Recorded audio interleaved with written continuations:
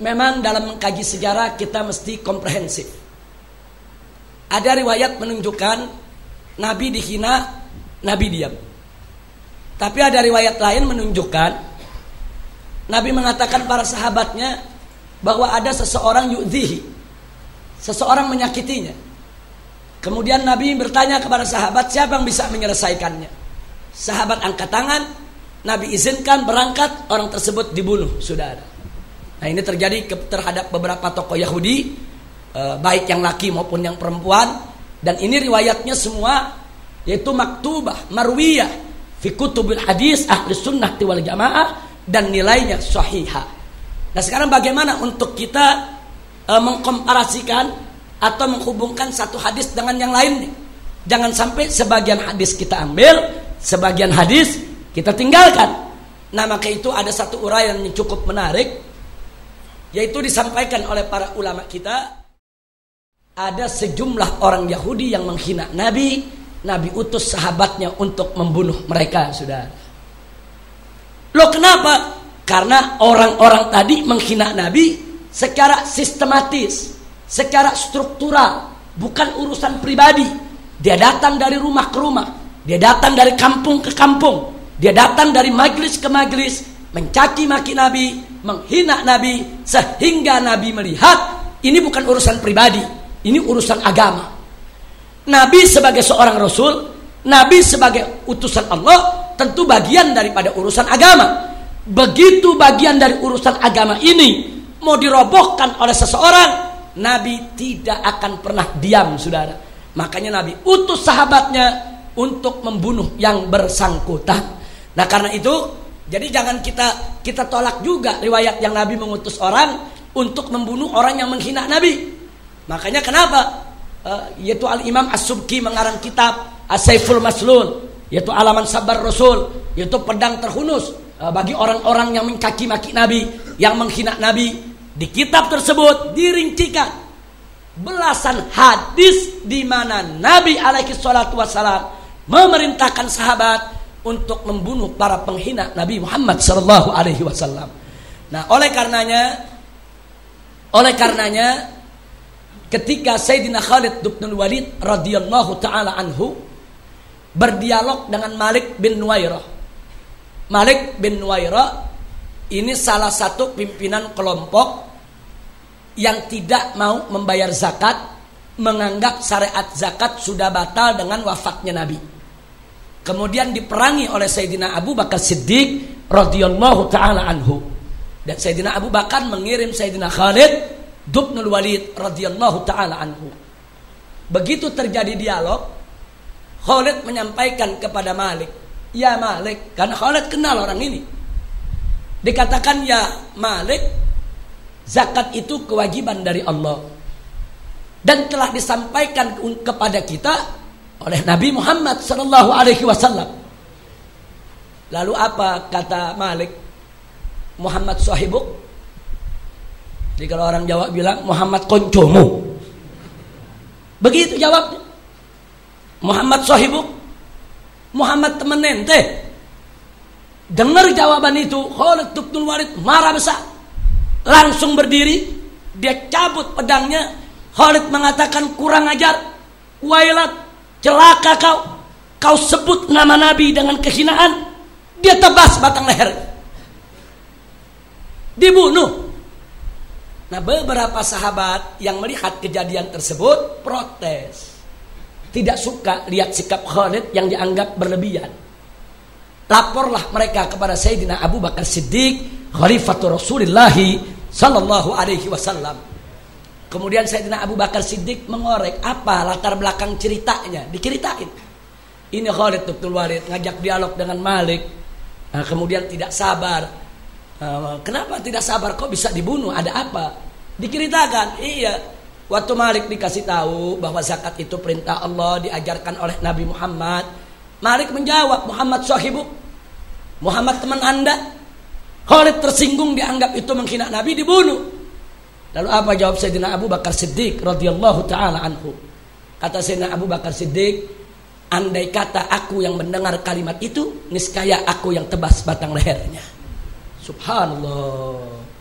Nah, yang ingin saya sampaikan, menghina Nabi di depan Nabi bisa pribadi, bisa agama. Menghina Nabi, penghinaan terhadap Nabi di hadapan Nabi, Nabi masih hidup. Nabi alaihi salatu wassalam hayyun bainan nas, Nabi hidup. Ada orang menghina Nabi di depan Nabi, maka bisa urusan pribadi, bisa urusan agama. Kalau urusan pribadi dimaafkan oleh Nabi. Kalau urusan agama, Nabi menegakkan hukum bagi penghina Nabi. Itu satu. Yang kedua, menghina Nabi di depan sahabat Nabi, bukan depan Nabi. Baik tatkala Nabi masih hidup maupun setelah wafatnya Nabi. Yang terjadi, saudara, bahwa beberapa riwayat sahihah dalam hadis menceritakan betapa sejumlah sahabat Nabi membunuh orang yang menghina Nabi saat Nabi masih hidup, dan Nabi tidak menghukum mereka. Jadi ada satu sahabat Nabi yang tunanetra, buta mata, saudara, punya perempuan di rumah yang melayani dia. Tiap hari kerjaannya mencaci maki Nabi. Dia sabar, dia nasihati, dia kasih peringatan. Tapi perempuan ini gak berubah. Terus setiap hari seperti itu. Sudah berbulan-bulan. Akhirnya sahabat Nabi yang buta ini suatu malam setelah ikut majelis dengan Nabi, ba'da sholat isya, duduk sebentar bersama Nabi, pulang ke rumah. Sampai di rumah istri perempuannya ini lagi caci maki Nabi. Dikasih peringatan, enggak mau, diancam, enggak ngerti. Akhirnya begitu dirasakan perempuan tadi sudah dekat dengan dia dan dia punya pedang kecil, akhirnya perempuan itu ditusuk dan dibunuh. Geger kota Madinah. Ada seorang sahabat Nabi yang buta membunuh perempuannya yang melayani dia selama ini, yang masakin dia, yang siapin pakaiannya, yang melayani segala keperluannya. Akhirnya begitu besok sholat subuh, dikumpulkan oleh Nabi semua sahabat bersama orang ini. Ditanya, kenapa kau membunuh? Itu kan perempuan yang selama ini membantumu, meringankan beban tugasmu. Orang ini mengatakan, ya Rasulullah, aku sudah tidak kuat ya Rasulullah. Terus menerus dia mencaci makimu, menghinamu, aku sudah tidak kuat. Aku tidak mampu untuk menahan lagi kemarahanku untuk membelamu ya Rasulullah. Karena itu dia aku bunuh, dan aku siap untuk menerima sanksi hukumnya.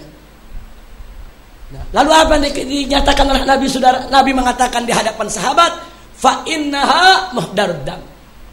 Ketahuilah oleh kalian, ishadu, saksikanlah bahwa perempuan yang dibunuh oleh orang ini halal darahnya ditumpahkan.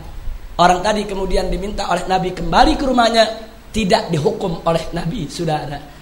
Jadi menghina Nabi di depan Nabi bisa pribadi, bisa agama. Kalau pribadi Nabi maafkan, kalau agama Nabi hukum. Menghina Nabi di depan sahabat bukan pribadi.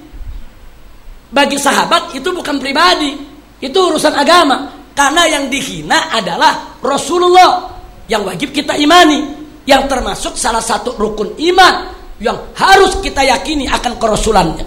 Jadi kalau ada orang menghina Nabi, berarti menghina kerasulan, menghina kenabian, menghina keyakinan, menghina agama. Maka itu bukan urusan pribadi lagi. Nah, ini sengaja maaf saya jelaskan ini, karena pada saat terjadi penghinaan terhadap Nabi, saudara, saya dan kawan-kawan sejumlah habaib bersikap cukup keras untuk membela Nabi alaihi salatu wassalam. Tapi ada sejumlah oknum yang mengatakan, kenapa itu Rizik harus marah? Nabi aja dihina nggak marah kok. Nabi yang punya diri dihina nggak marah, pemaaf. Lah kok si Rizik Nabi dihina marah? Nah ini yang perlu saya luruskan ya ikhwah. Nabi dihina kalau pribadi memang tidak marah. Urusan agama Nabi marah. Makanya ada orang-orang Yahudi yang menghina Nabi, dibunuh oleh Nabi dengan perintah Nabi. Tapi kalau Nabi dihina depan sahabat, dibunuh oleh sahabat. Enggak ada sahabat mengatakan, oh saya tidak bunuh, itu urusan pribadi saya. Enggak ada. Kenapa? Karena Nabi dihina depan sahabat, itu bukan pribadi, pasti urusan agama. Nah maka itu kami melihat kalau Nabi dihina di depan kami di zaman sekarang ini, itu bukan urusan pribadi, itu urusan agama. Tinggal tergantung kita kembalikan yang menghina. Dia menghina karena bodoh atau bagaimana? Kalau dia bodoh ya kita ajarkan. Kalau dia nggak tahu hukum ya kita beritahu. Nah kalau memang dia muslim yang salah berucap, yustata, dia harus dituntut untuk bertobat. Tapi kalau ternyata dia setelah diberitahu dikasih ilmu musirrun ala satmir rasul wasabbih, wajib untuk kita tindak. Nah ini karenanya yang ingin saya sampaikan. Jadi hadis yang kita baca tadi luar biasa, menunjukkan sifat pemaaf Nabi yang begitu tinggi. Tapi pemaafnya Nabi, lembutnya Nabi, sabarnya Nabi, santunnya Nabi tidak mengurangi sedikit pun ketegasan beliau di dalam menegakkan hukum.